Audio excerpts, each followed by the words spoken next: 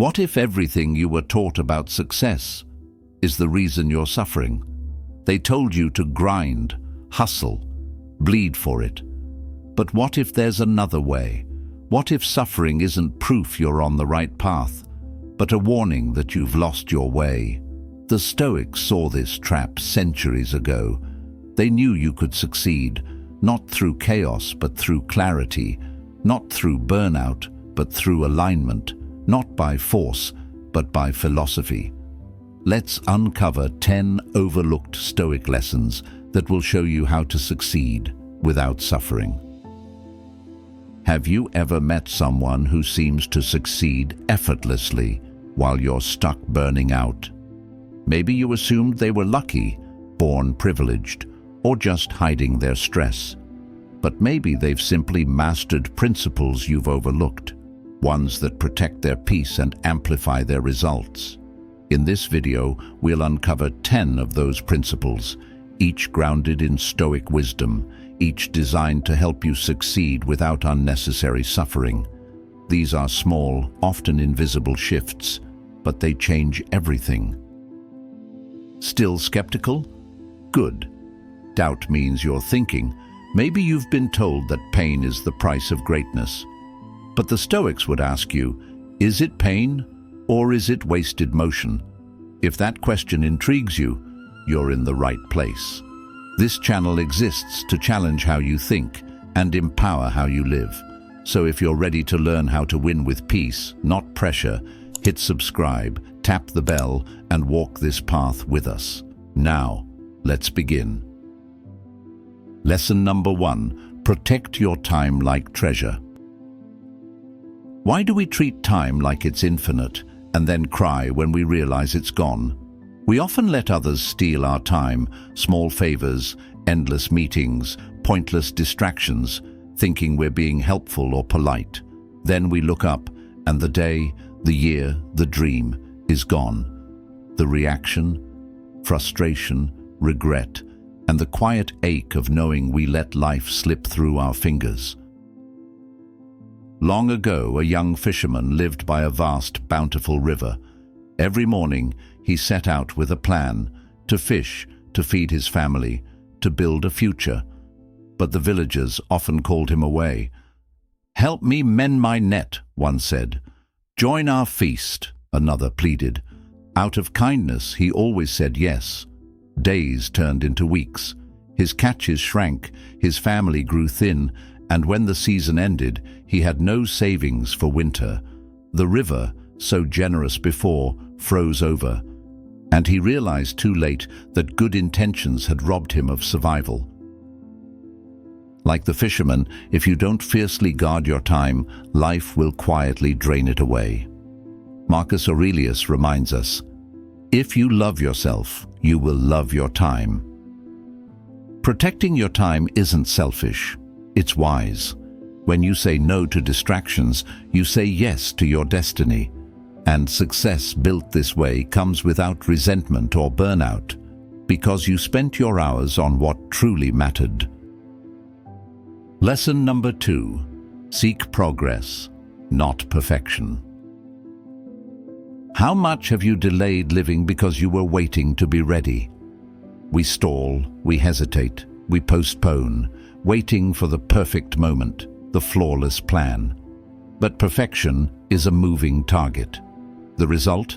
Lost opportunities and growing fear. There was once a potter in a small town who dreamed of creating the finest vase. For years, he studied, gathered materials and designed plans, but he was so afraid of imperfection that he never molded a single vase. Meanwhile, his rival down the street made dozens, learning from each mistake. When the king visited years later, he bypassed the potter's empty workshop and rewarded the rival, whose imperfect but plentiful vases had brought beauty to the whole kingdom. Seneca taught, "While we wait for life, life passes." Action, not endless preparation, is how mastery is built. Success without suffering happens when you release the chains of perfectionism and embrace steady, imperfect progress. Each small step strengthens you, and suddenly you realize you've arrived. Lesson number 3, control your response, not the world. Why waste energy trying to control what was never yours to command? Traffic jams, rude people, plans falling apart. We rage, complain, spiral, all because we think the world owes us compliance. It doesn't, and we suffer because of our misplaced expectations. In ancient times, 2 farmers shared a valley. One cursed the rain when it came and the drought when it stayed away. His crops withered from his own neglect.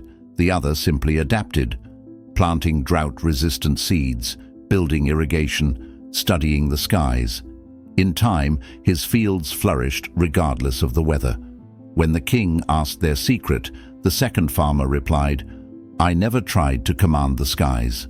I command myself." Epictetus wrote, "It's not what happens to you, but how you react that matters. You save your energy and your peace when you stop fighting uncontrollable events and start mastering your reactions. That's how success becomes sustainable and suffering fades away." Lesson number 4, choose discipline over mood. How often do you wait to feel like it and end up doing nothing at all? When we let emotions decide whether we act, our goals become slaves to our moods. Some days we feel motivated, other days we drift, waste time, and fall behind, leading to guilt, stress, and regret. There once was a knight who vowed to defend his village. Every morning he promised to train, but only if he felt ready. Some days he fought hard, other days he stayed in bed. One day, raiders came. The knight, untrained and unprepared, was no match for them. His village paid the price for his inconsistency. Across the valley, another knight trained every day, rain or shine, tired or energized. When danger came, he stood firm and saved his people. His secret? He honored his duty, not his feelings. Stoics knew, emotions are weather, discipline is the foundation. As Seneca said, the greatest remedy for anger is delay. Consistent action, not emotion-driven action, builds strength. You succeed without suffering by staying loyal to your principles, not your passing moods. Lesson number 5. Let go of what you can't keep. What if clinging to what you love most is the very thing that makes you miserable?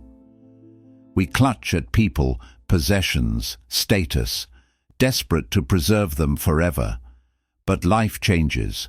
Loss is inevitable. Fighting this truth only brings bitterness and suffering. A wealthy merchant once owned a flawless glass vase, his most prized possession. Every day he feared it breaking. He barely slept, refused guests, and spent his fortune on guards.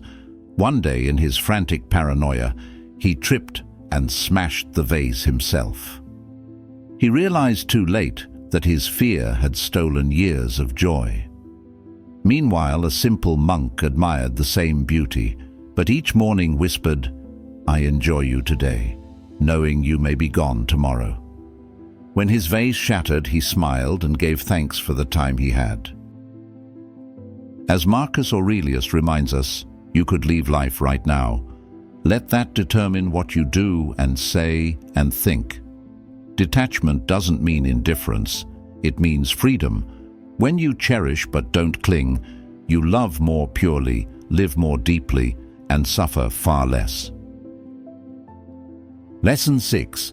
Find contentment in the simple things. What if you already have everything you need, but you've been too busy chasing more to notice? We crave the bigger house, the faster car, the shinier title. But even when we get them, the satisfaction fades fast, replaced by newer cravings. This endless chase leaves us exhausted and hollow. What if you already have everything you need, but you've been too busy chasing more to notice? We crave the bigger house, the faster car, the shinier title, but even when we get them, the satisfaction fades fast, replaced by newer cravings. This endless chase leaves us exhausted and hollow. A traveler came upon two villages. In the first, people wore jewels, feasted daily, and yet bickered and stole from one another.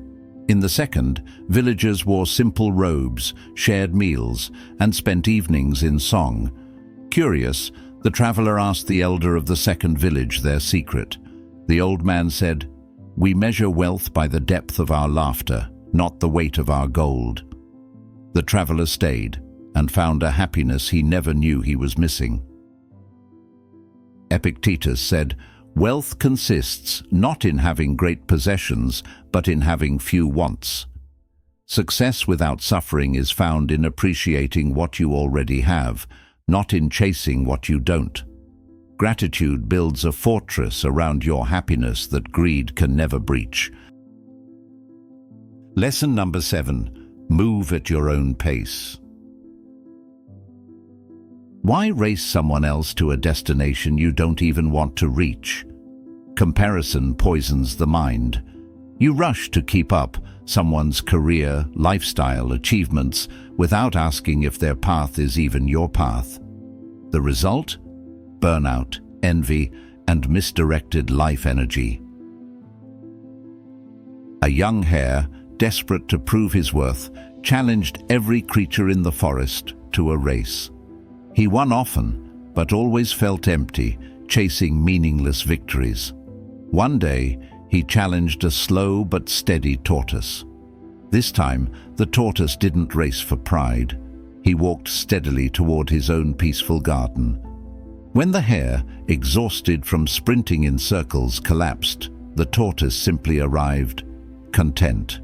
He wasn't faster, but he was wiser and far happier. Seneca taught, if one does not know to which port one is sailing, no wind is favorable. Success without suffering happens when you stop racing others and walk firmly toward your own chosen goals, your pace, your path, your peace. Lesson 8. Embrace setbacks as teachers. What if failure isn't the enemy, but the exact guide you need? Most people see setbacks as proof they're not good enough. They give up or wallow in self-pity. But the Stoics saw obstacles not as roadblocks, but as fuel for mastery. A young blacksmith sought to forge the perfect sword. His first blade snapped, his second cracked. On the third, frustrated, he threw the sword into the river and wept. An old master found him, smiled and said, "The river cuts through mountains by persistence. Your failures are teaching your hands." The blacksmith returned to his forge, and on his 10th try, he created a blade so strong it became legend.